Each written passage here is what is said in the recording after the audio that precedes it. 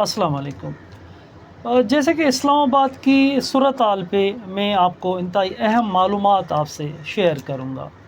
इस्लामाबाद में क्या होने जा रहा है, इस्लामाबाद में इस वक्त क्या हो रहा है। आज 26 नवंबर है, सुबह का वक्त है। इस्लामाबाद ऐसा कहा जा सकता है कि मुकम्मल तौर पे जाम है। बाहर से आने वाले सब रास्ते बंद किए गए हैं कि जैसे पीटीआई के जो कारकुनान हैं केपी से सिंध से बलूचिस्तान मुख्तलिफ इलाकों से आने वाले वो इस्लामाबाद में ना आ सकें, मगर जो हमें नज़र आ रहा है वो तो आम लोग तो नहीं आ सके, इस्लामाबाद आना जाना उनका बंद है। लेकिन पीटीआई कारकुन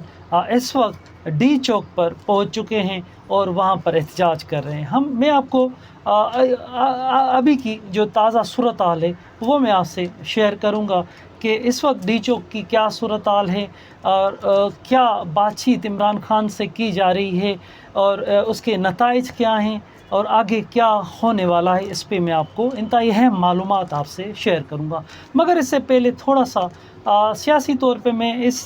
जो हिस्ट्री है उसको सामने रखूंगा कि ये जो तहरीकें चलती हैं इस्लामाबाद में, पिंडी में, डी चौक पर,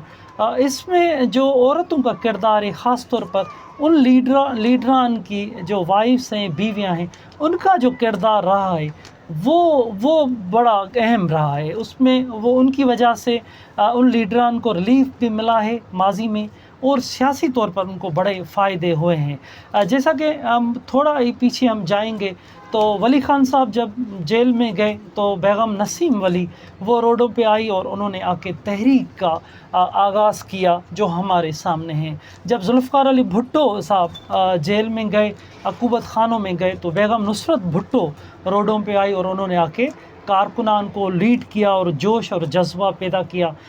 जिसके बाद बेनज़ीर भुट्टो साहबा उनकी बेटी ने आके उसको लीड किया। उसके बाद नवाज़ शरीफ साहब जेल जाते हैं तो उनकी बीवी उनकी वाइफ बेगम कलसूम नवाज़ वो रोडों पे आती हैं और उन्होंने आके तहरीक चलाई। अब हमें जो नज़र आ रहा है, जो हमने जर्नलिज़म की इस सहाफ़ती फ़ील्ड में जो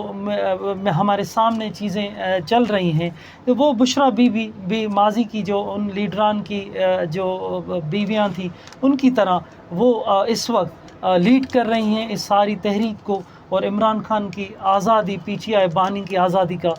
वो मुतालबा कर रही हैं। इंतहाई अहम जो हमारे सामने सूरत हाल गुज़री है वो ये है कि बुशरा बीबी का जो वो ख़िताब है जिसमें उन्होंने कहा है कि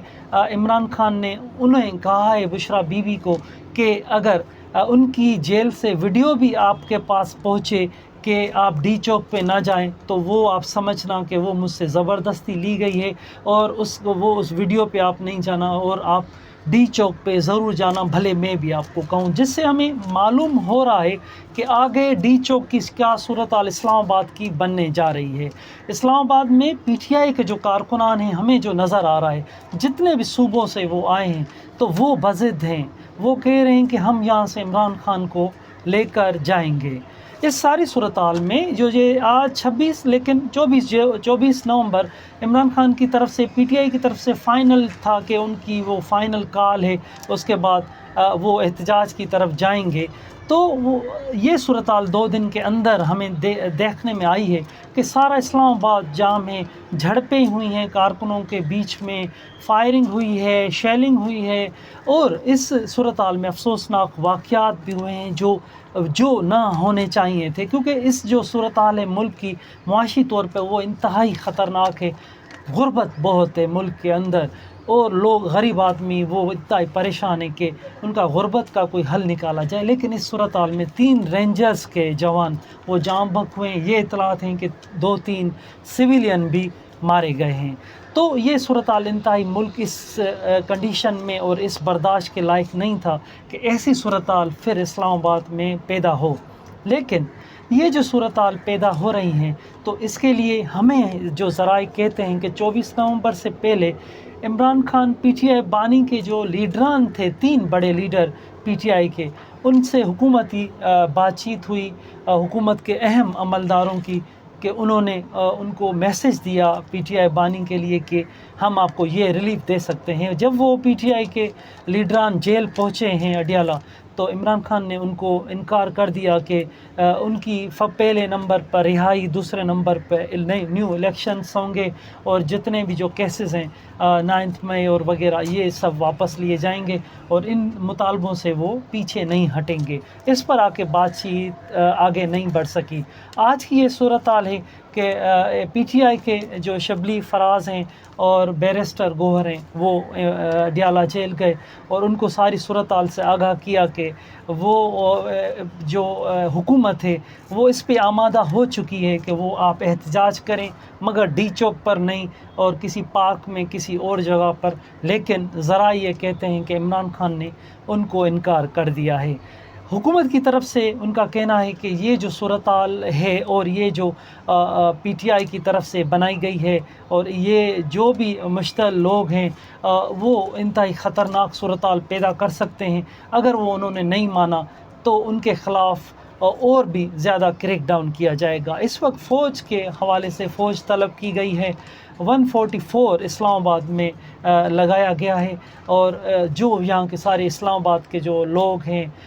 وہ سارے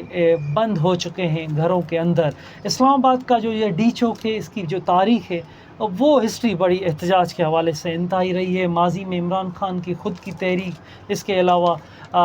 قادری صاحب یہاں پر تھے، اور اس کے علاوہ بہت سارے جو علامہ صاحب، یہ بہت سارے لوگوں کی ڈی چوک پر تحریکیں چلی ہیں، نون لیگ ہو، سب کی یہ ڈی چوک مرکز رہا ہے، آخری وہ جگہ ہے جہاں سے آگے ہمیں پارلیمنٹ نظر آتا ہے۔ تو یہ جو پی ٹی آئی کے کارکنان تھے یہ بلو ایریا سے ہوتے ہوئے اس وقت ڈی چوک پر ہیں، اور اندازاً یہ جو بتایا جا رہا ہے، جو ہمیں نظر آ رہا ہے کہ اندازاً اسلام آباد میں اس وقت 20,000 کے تقریباً اتنے کارکنان موجود ہیں۔ آگے دیکھتے ہیں کہ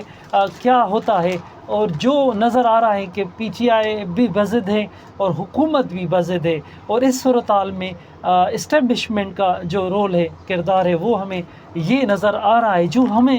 میرا تجزیہ ہے وہ نظر آ رہا ہے کہ اسٹیبلشمنٹ پیچھے ہٹتے نظر آ رہی ہے، اور حکومت اور پی ٹی آئی کے بیچ میں یہ جھگڑا پیدا ہو چکا ہے۔ اب دیکھتے ہیں کہ اس جھگڑے کا حل کیا ہوتا ہے۔ حل اس صورتحال میں کوئی بہتری حل ہو، کوئی بات چیت کا کوئی اس میں حل ہو، کیونکہ ملک کی جو صورتحال ہے، غربت کی صورتحال، IMF کے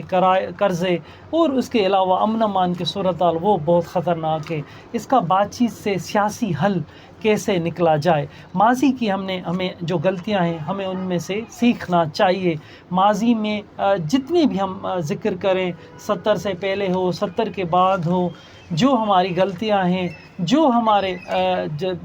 اسٹیبلشمنٹ کی، جنرل صاحبان کی، سیاستدانوں کی جو غلطیاں ہیں ان کو سامنے رکھ کر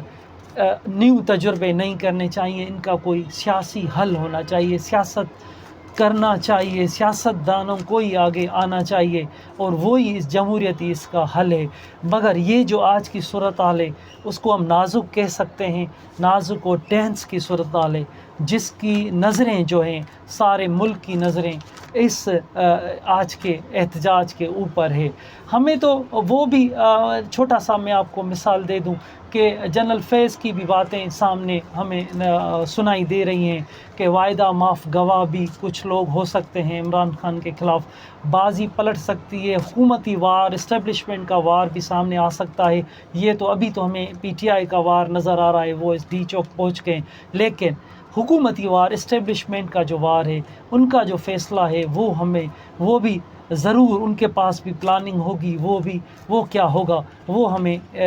آنے والا وقت بتا دے گا۔ لیکن ماضی کے جو وعدہ معاف گواہ ہیں، ذوالفقار علی بھٹو صاحب جیسے، انہوں نے جو ان کے خاص تھے جنہوں نے ان کو لگایا تھا، مقصود شاید ان کا نام تھا، ان کو انہوں نے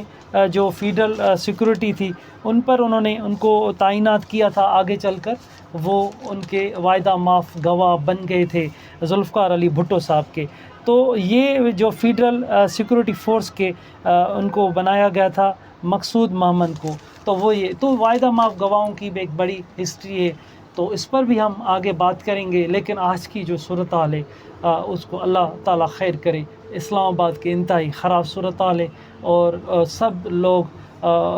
عام لوگ دعائیں کر رہے ہیں کہ خیرت سے یہ معاملہ حل ہو جائے، لیکن اس وقت بڑے احتجاج ہیں اور کارکنان اشتعال ہے، جو نظر آ رہا ہے وہ یہی نظر آ رہا ہے کہ یہ لوگ